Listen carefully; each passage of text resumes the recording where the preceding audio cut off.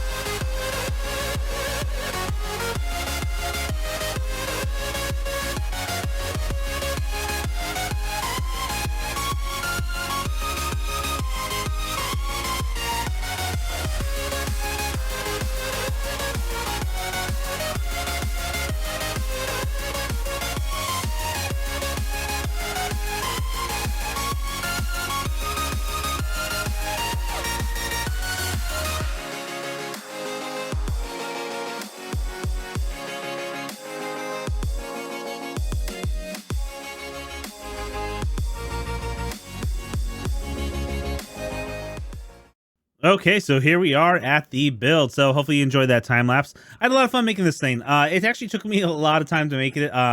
From between when the time lapse started and where we are right now, it's actually been three IRL days. So it took a little while. I had to do some resource gathering. Ran out of blackstone. There's a lot of blackstone in this. I definitely ran out of the warped wood, so I had to get a bunch more of that. That was the easiest. Planted a bunch of them and chopped them down. Things like that. And then there were some resources inside that I had to go to the nether to get. So let's take a quick look at it. I like it. You know, I've done a lot of the round builds, you know, in the builds and stuff like that. And I've done a lot of basic things. The storage building is probably my most like out of what I've so far like learned to do in the game and stuff like that. You know, I've been playing the game for a little bit now, not too long. So I'm still like learning different methods and tricks and stuff like that. So I wanted to try something a little different. I haven't actually played with depth a lot.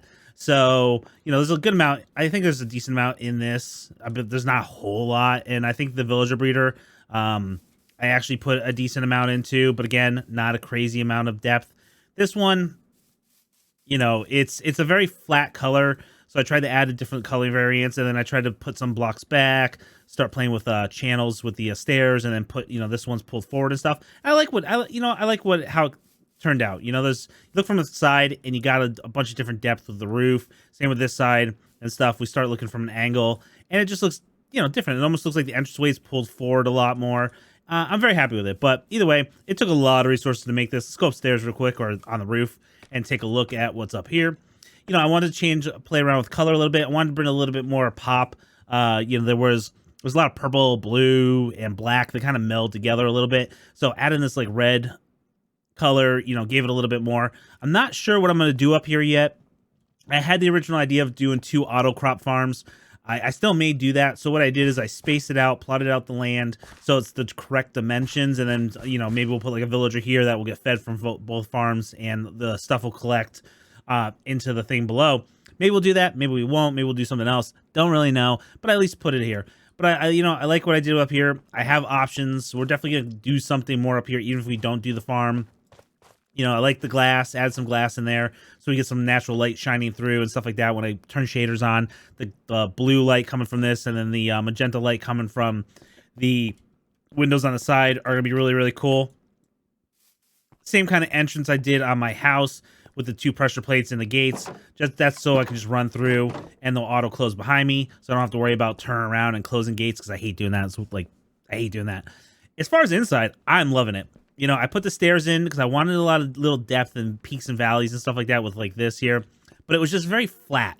So then I decided to waterlog some of the channels. Obviously not the channels here, but the channels here. And I think the blue gives it just enough color where it's just not like a flat black everywhere. And I think this will look really cool shaders also again, but I like that.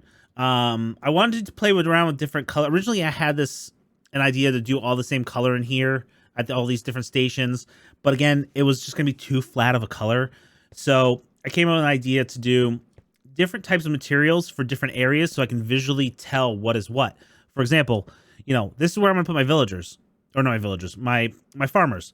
The back wall is where I'm gonna put all my librarians. This is where I'm gonna put my stonemasons. So I can kind of look and be like, oh, the stone brick district, you know, that's the stonemasons. You know, I don't know. We'll say the granite area is armor smiths, whatever. However, decided to do it. So that's what I did. And I'm really happy. I'm loving. Obviously, needs to be some stuff happening on the ceiling. We'll get around to that, and we have to light this place up more so we don't have to have all these torches spammed everywhere. We'll figure that all out. But I'm really, really happy with this. So, 2 things is this is about. I think there's like almost like 60 spots. Maybe I'll go through and count later, but I made a full stack of sticky pistons, and I didn't have that many left. I probably had like 6 or 7 left, maybe 6. So it's roughly about 60 villagers are going to fit in here. So that's a big trading hall. And inside, there's enough little variation where you're not going to get like bored by looking at it. And, you know, I'll go over what the design as far as how we're going to utilize these channels and all this stuff once we get some villagers in here. But I'm really, really liking it. Now, as far as sticky pistons, we ended up finding a slime chunk actually a while back ago. I made a very basic area that can capture slime balls, and you know, through building this and some of the other structures, it's been running for a couple episodes now. We got enough slime blocks or slime balls to actually make a full stack of sticky pistons.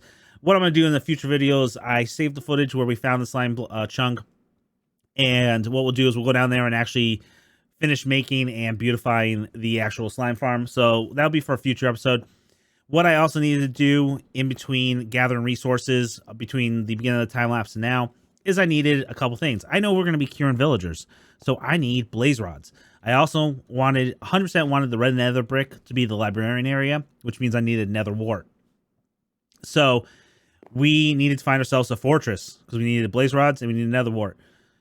So what I'm going to do is we're going to clip over in the actual couple days between the beginning of the time lapse and now. We did actually go hunting for a fortress, and we actually found one. And it's insane where we found one. So take a look at that clip. Let me know what you think. This seed is nuts. The more and more we play on it, the more and more I'm just like, oh my, it has everything. It just has everything. So let's go take a look at it right now. Okay, so here we are at the nether. Our portal's right up there. So what we need today is we're in the middle of making our villager trading center right now. And we need to get a couple things. One thing I definitely need is I need to find myself some nether wart because I want to make some red nether bricks for the trading hall. Like I said, we got the outside structure in, but we want to start working on the inside. Once we get that done, we're going to start popping villagers in place, and I want to be able to cure them fast. So we're going to need at least a couple of nether rods. So I don't know if we'll get them, but I want to at least try to find a fortress. Hopefully we can find one fast and it's not anything complicated. I'm going to do a couple tricks to try to find one a little easier than just running around. So, in previous videos, we've ran that way a lot. We've got a bunch of magma blocks over there, some quartz over there. We've been mining this place out for all the basalt and blackstone. And there's a big lava ocean that way, and you can see I don't really want a pillar over a lava ocean, at least not right now. So what I'm going to do is we're actually going to do what most people do, I think, and we're just going to go right through the wall. So this is on a big cliff, and it's a big dead end. So I got to imagine there's something that way. So what I do is I was already over here getting quartz before. I mined a bunch of this out just to get some quartz early game levels. I don't know if I showed that in an episode or not. Either way, we got some quartz and stuff for the observers and stuff. I think we did that when we did the pumpkin melon farm. So what I'm going to do is just make sense because there's our staircase for our portal. We're just going to turn around right here, and I'm just going to go straight that way. Cardinal direction. What direction is that? We're going to go south. So, and let's see if we, hit anything. I don't know. But we're just going to go. And I usually do this in pulses when I do this in games. So I'll like run a little bit, stop, run a little bit, stop. That's because sometimes I've done this a little higher up, and all of a sudden you find out that there's nothing below you, and you open a hole and you fall through. Also, I've done that before where you cut a hole so high and all of a sudden lava starts pouring through, and I end up like in the middle of the lava. I kind of don't want to die right now, so keep going. No way. No way. No way. No way. Okay. Well, we oh, no. Get away. Get ah. So I wasn't really expecting to okay. All right, let me go back and get some gold.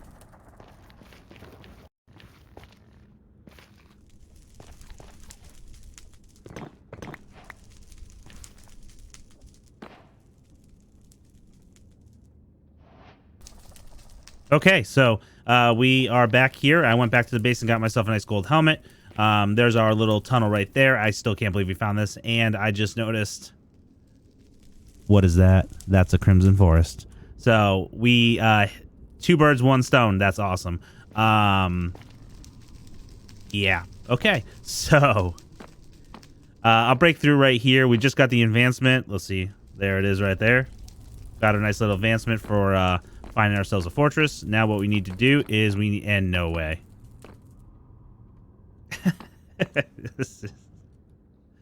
Okay. So you all probably like, there's no way he's this lucky. I myself am like, there's no way this lucky, but literally like I usually just do that. I just cut through the nether wall. If I hit a deposit, I turn right, then I turn left, then I turn right, and I turn left. I didn't really think we were going to find this, and obviously found that very easy. So let us collect this and let us see if we can find some blaze rods just as easy.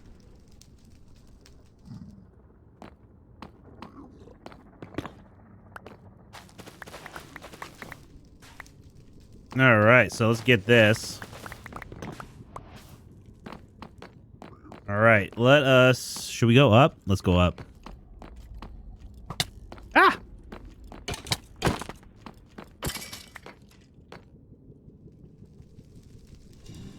There's some over there. All right, so what I should probably do is, there you go. I'm gonna put nether on my heart bar.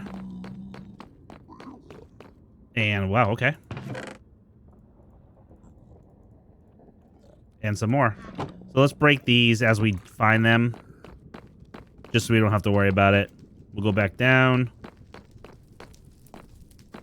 And we came from that way, right? So we'll go this way.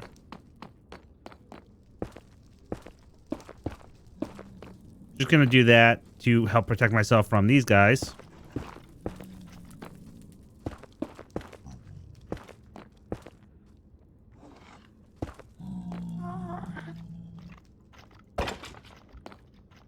I really gotta get a sword without knockback on it. All right. So, you know what? Part of me wants to actually go around here and look around a little bit more, but let's go upstairs and get some blaze rods since we did see them upstairs. So this is a dead end.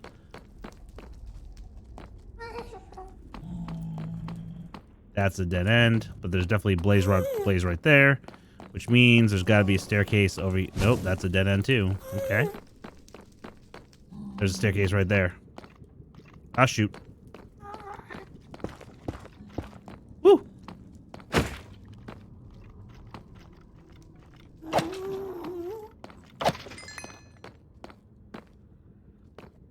Okay. Can't not do it. Okay. Where was that staircase? I saw, oh, that's a staircase right there. Is this a staircase? Yes, it is.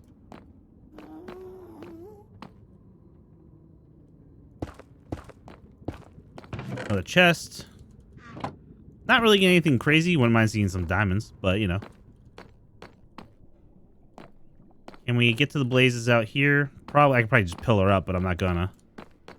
Okay, that was where we just came from.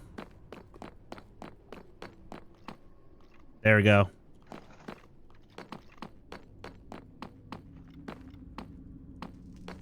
Come on. Come on. Gimme.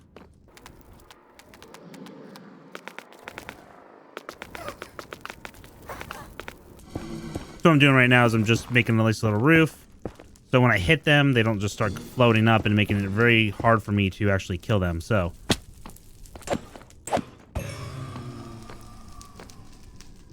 no blaze rod. Okay.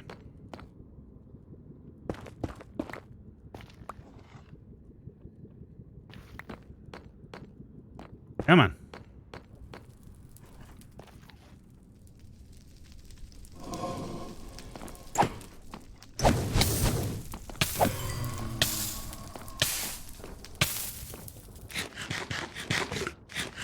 Ow.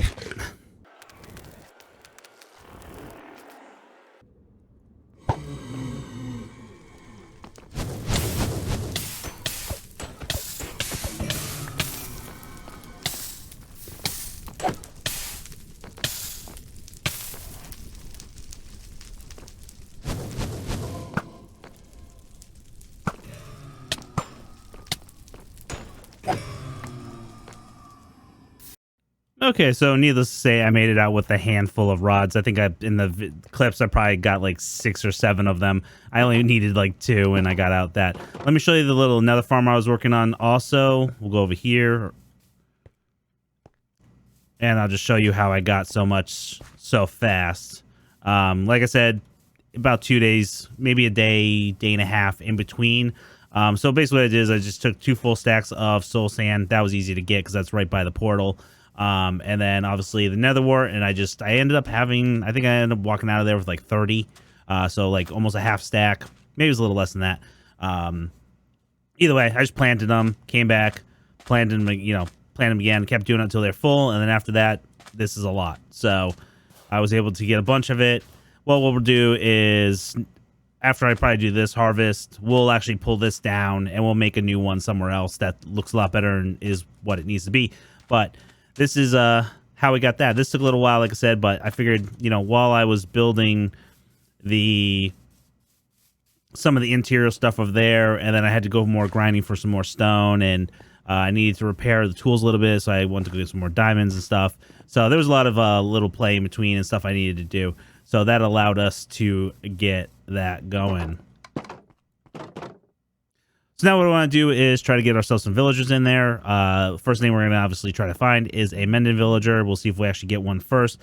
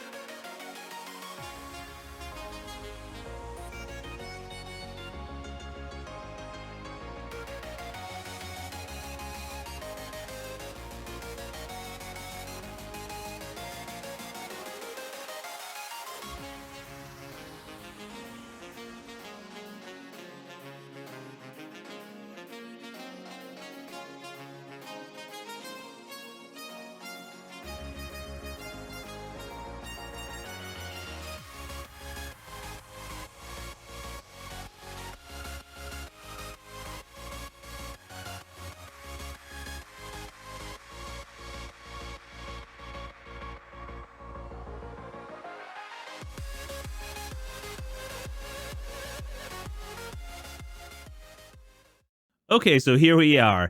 So we're back. I hope you enjoyed that time lapse. As you can see, we were moving some villagers into place. We weren't really having too many problems. The locking some of the librarian trades into place. I think the first one I showed, I got efficiency 5.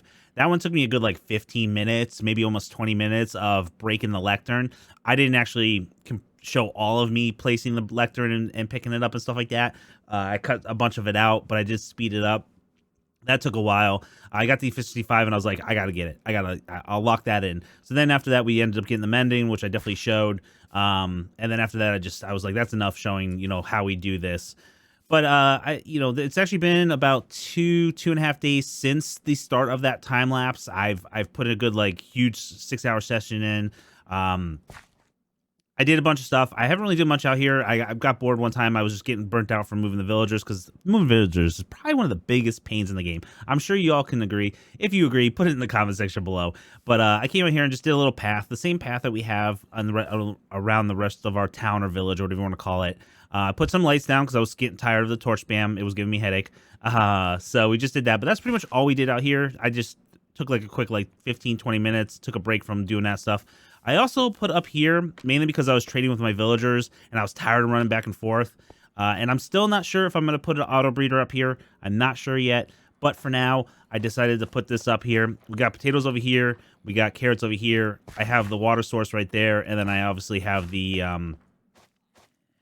composter in place if we do an auto farm. Like I said, I'm not sure if we'll do it. If we don't, we'll get rid of it. But I figured why not utilize it for now.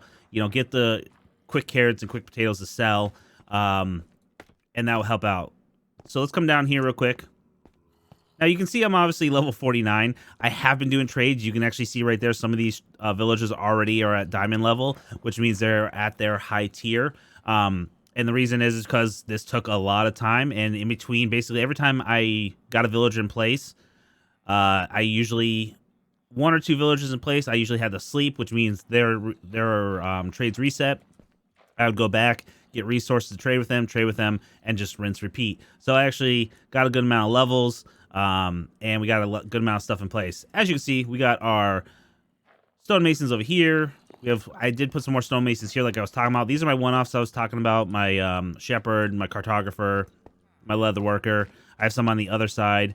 As you can see, this is the first guy we got, efficiency 5. It's a pretty high trade, but we're going to obviously zombify him and stuff, which I'll talk about how we do that in a second. Here's the Mending guy. We got 18. I got pretty lucky with that one. Then we got Unbreaking 3 was our next one, and so forth, so forth. You know, we'll show these over time, which we got. We got Feather Fallen 4, Protection 4. So we got a lot of really good trades. I locked them in. These took a while. That's why it took about 3 days, 2 or 3 days IRL, because some of these guys to actually get the trade I was looking for, or at least a decent trade to lock in, took like 10 or 15, 20 minutes per. So, I mean, you got to think about like 4 of these guys is probably about an hour, you know what I mean, of actual gameplay. If not, maybe 3 of them if I was going really slow and like not just like drop, break, drop, break, drop, break. So it actually took a good amount of time to get all these guys in here. Even with some of these ones, I actually was trying to lock in specific trades and stuff like that. Go over here real quick. So, you know, we got this guy right here, our weaponsmith. And we have some more weaponsmiths in here. That's mainly because the iron trades, I believe I'm doing that for. Also, it's weapons. You know, have those enchanted weapons. When we went off this again, you know, your archer or whatever it is, your bowsmith, Fletcher. What is this here? Butcher and stuff like that. These trades that I don't really use at all. I don't know the names of them right after just by looking at them. But either way, again, I mean, I'm not going to need a butcher, but I have one butcher here just so I have all the trades. You know, I put down some of the stations that we're going to be using. So obviously, we're going to have our blacksmith here. Or is that our blacksmith?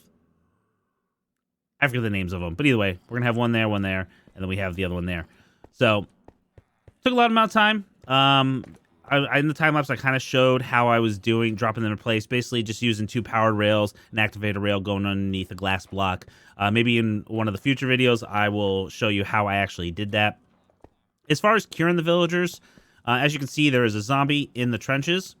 So basically, I'll have a zombie in the trench. Villager's going to be right there. He's going to have, as you can see, a piece over his head so he can't jump over the station. I drop him down. He can't get into the hole because of the trapdoor, and the zombie can't get out of the hole because of the trapdoor. The zombie's going to make him a zombie. I lift him up, and guess what? Now he's a zombie, and I just got to cure him. The reason I like doing this is a couple reasons, okay? I know a lot of people like to do their zombification stations in a building like that where they actually pick their trades. I don't personally like that. I like this way. I took the inspiration from Logical Geek Boy. He does a bunch of different videos. He does a system that's kind of like this. Exactly like this as far as lowering down into a pit and stuff like that, but he has like a bunch of other stuff he does with it, with observers and strings and all that. I ain't go that crazy. But I like this because I can actually cure multiple villagers at once. So over here, for example, this was great. These circle ones are my favorite. Because if I throw the splash potion like right there, it actually hits all 5 of these guys. So I get 1 splash potion for 5 guys. Then obviously I have to use 5 apples to cure them, but I can cure 5 dudes at once, which is really, really cool because I literally just 2 splash potions and I was able to do this whole section. So I just zombified them all, splash, splash, ran around them with the apples, and then I went away and continued moving villagers into here. So it's really cool. You know, once I get over to these flat areas, I can only do 3 at once. I'll throw a potion right there and it'll actually hit these 2 guys. The other really cool reason is if, you know, sometimes you have accidents and you hit these guys. It's very, very annoying when you do because their trade spike, and because the way I have this designed, you know, they'll talk to each other, and then these other guys' trades will actually increase. So all I'll do is, at that point, if I actually do that, I'll just re-zombify them. So if I did that and I zombified them over there, I'd have to either take them out, re-zombie, find a way of getting them out of here, getting them all the way over there, figuring out a way of zombieing them over here without disturbing everybody else, or I can just do it like this, and I can just re-zombify them. So I like that way. It works out a lot better. It's more forgiving if you have accidents and stuff like that. But yeah. That's, you know, what we're looking at. As you can see, I changed some couple things around. I changed, like, the trapdoors that were in some of these stations and stuff like that. I figured, you know, hey, we're using the Crimson Wood. Why not use the Crimson Trapdoor? So I changed some stuff around, changed a couple blocks around. Some of them I'm not sure if I'm going to keep the way I, like, changed it. Like, I might actually change this. I changed this to the bricks instead of the smooth. But I think I'm going to change it back to the smooth because I don't think I like it that way. So, and because I had to break blocks in order to get the zombies in place and things like that. But either way, I'm really enjoying it. This took a long time, so I definitely need a break. I think that's going to be it for this episode. But yeah, it was pretty fun. Okay, so we're going to call it an end of an episode. This has been a long time. I even spent a bunch of hours today working on this stuff, so I definitely need a break. I think this episode's been long enough. But thank you so much. I appreciate it. Hope you always like it. Let me know in the comment section below what you think of the building itself, how you like the design, any suggestions or anything like that you have gone forward, maybe for the path. I definitely want to do something to do with the path. But either way, thank you so much. I can't believe we found another fortress so close. I can't believe, you know, how well this came out. We got lucky with a couple of the trades in there. Not all of them, but we got pretty lucky. I'm pretty happy with everything. Let me know in the comment section below. If you're interested in, you know, checking out more, hanging out with more, check out our link for our Discord. We have a Discord community that's pretty large and growing from our other YouTube channel as well as this one. So definitely come over there, say hi, you know, check out, post some stuff into the Minecraft channel. I'd love to have more Minecraft players in the Discord. So a link for that is in the description below. Otherwise, thank you so much. I will see you guys in the next one. And as always, fear the reckoning.